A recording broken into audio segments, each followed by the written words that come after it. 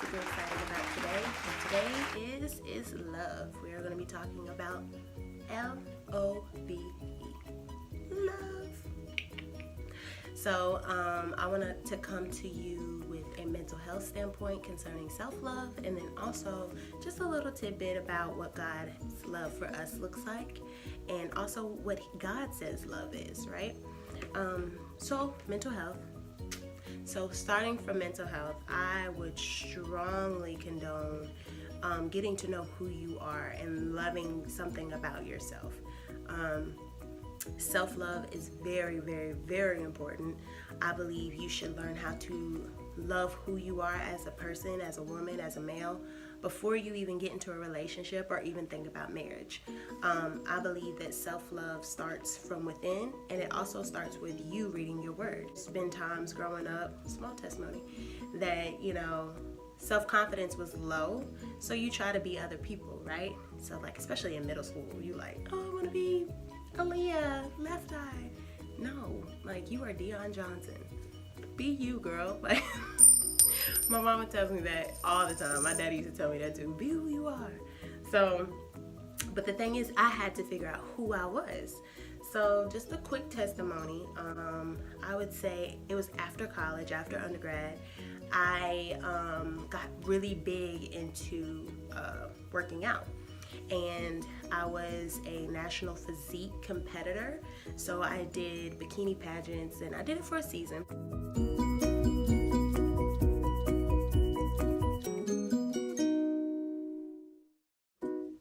And I also, just worked out really hard, and I was trying to even do my own, fitness line and become a trainer and things like that, but God has a way of doing things. Amen. So the reason why I got involved in working out was because I was in a relationship, and that ended right after college did. It was a long-term relationship, and we ended things. And instead of me properly grieving the loss of that relationship, I was like, I'm gonna work out. I'm gonna just channel everything into the gym, things like that. Now, that some people will say, oh, that's good. Yeah, that's good. But then also at the same time, when I came home, I wasn't trying to think about, oh, I need to cry this thing out. I need to go through the process, right? I was trying to be more than what that season was telling me to be. That season was like, Deion, it's okay to feel your feelings. It's okay to sit down, feel these things out. You're gonna be all right at the end of the day.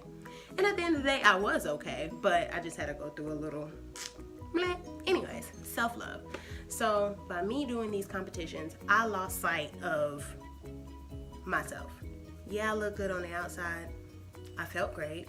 Physically, I was, I'm gonna show y'all some pictures. I was,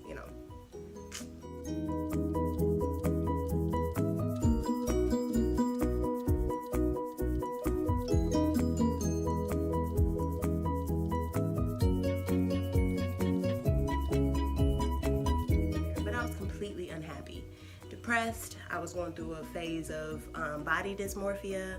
It was a bunch of stuff. I had to seek counseling for that because I was like, oh my God, I'm fat or I'm large. And it's like, Deion, you were healthy, you're okay.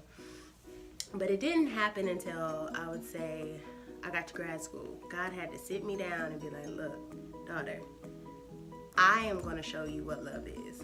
Like, and I thank God that during that time, and I was even at a point of thinking about, I was suicidal at one point. And at that time, God had sent me a friend, a true friend.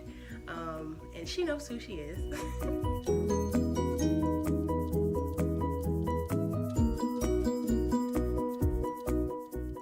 But God had sent me a true friend to help me, see myself. But what was crazy was he sent me to her at that same time of her point in need.